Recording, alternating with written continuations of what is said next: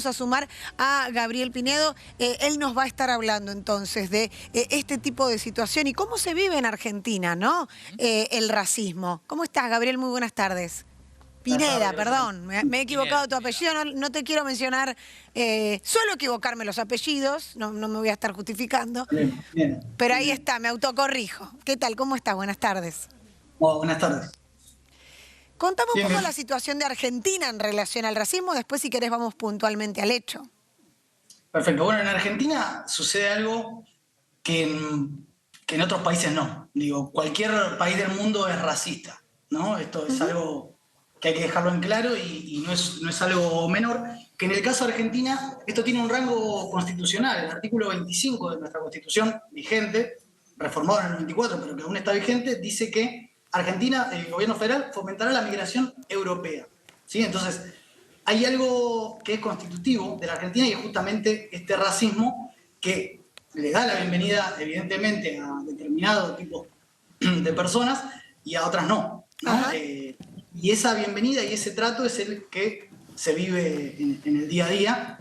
Podemos ahora ahondar en este caso en particular, pero esto es clave tenerlo presente. Digo, Claro. en Argentina hay racismo y es una variable más que importante en el caso de Fernando, por ejemplo. Sí, yendo justamente al caso de Fernando, Gabriel, quería preguntarte, naturalmente hay frases que se dijeron esa noche que tienen obviamente una carga de racismo clara contra Fernando Báez Sosa, una hazaña particular contra Fernando Báez Sosa y que se evidencian en las pruebas que se van vertiendo en el juicio. ¿Qué observaste vos como activista y como alguien que ya tiene también la mirada muy preparada para determinar indicios más acotados, ¿no?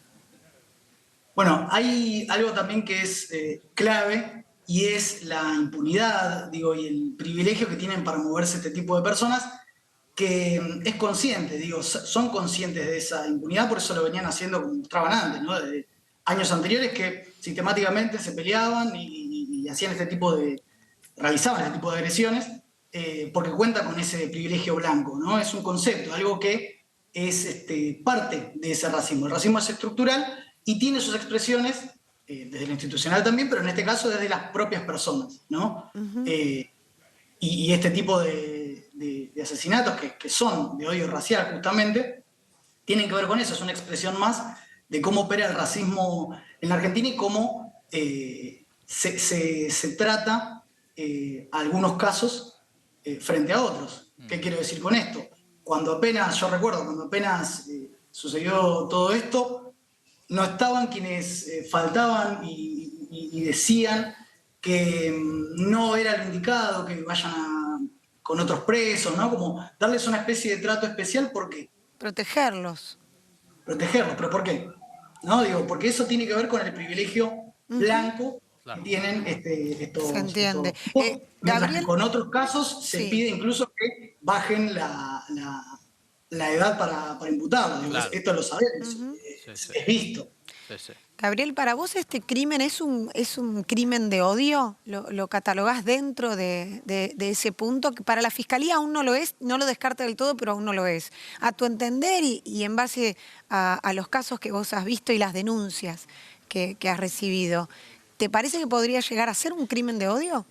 Es que lo es.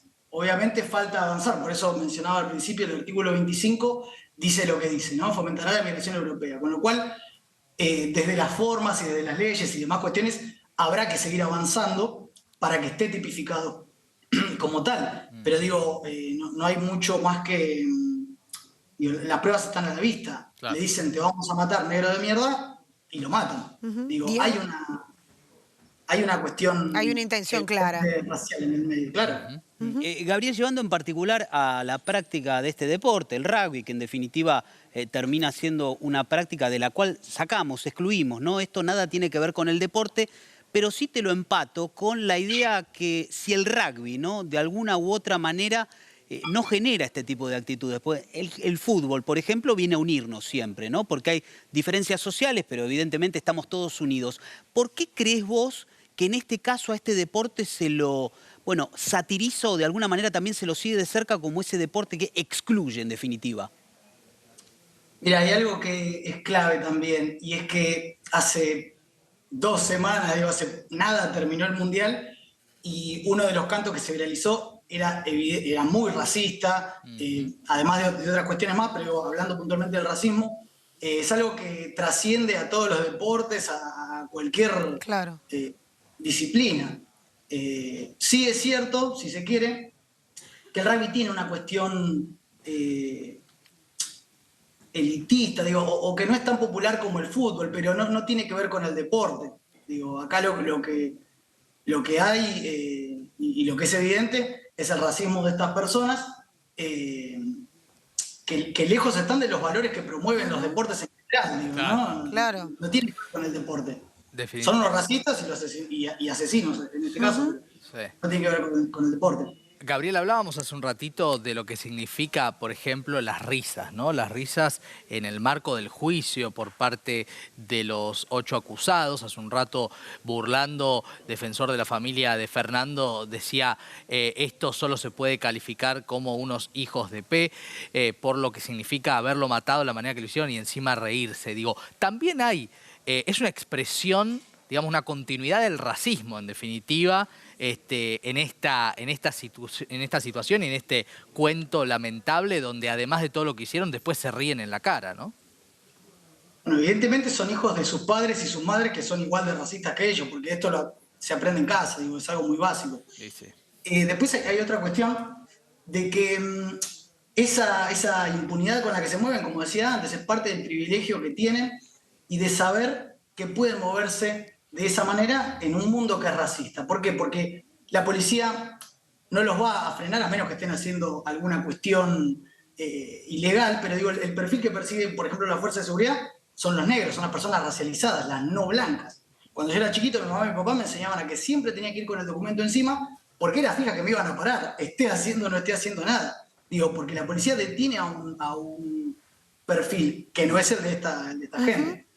Entonces, digo, esa impunidad y esa arrogancia con la que se mueven es otra expresión de lo que los compone y de cómo piensan, porque en definitiva es una ideología el racismo. Digo, claro. Ellos son los que entienden que algunas vidas valen menos que otras, por eso terminan haciendo lo que hicieron, básicamente. Claro, lo que quieren. Este caso es un caso realmente muy, muy cruel y muy extremo, ¿no? Este crimen a golpes contra la vida de Fernando Báez Sosa. Pero ¿qué pasa con las denuncias de otro tipo de situación que también vinculan el racismo, ¿no?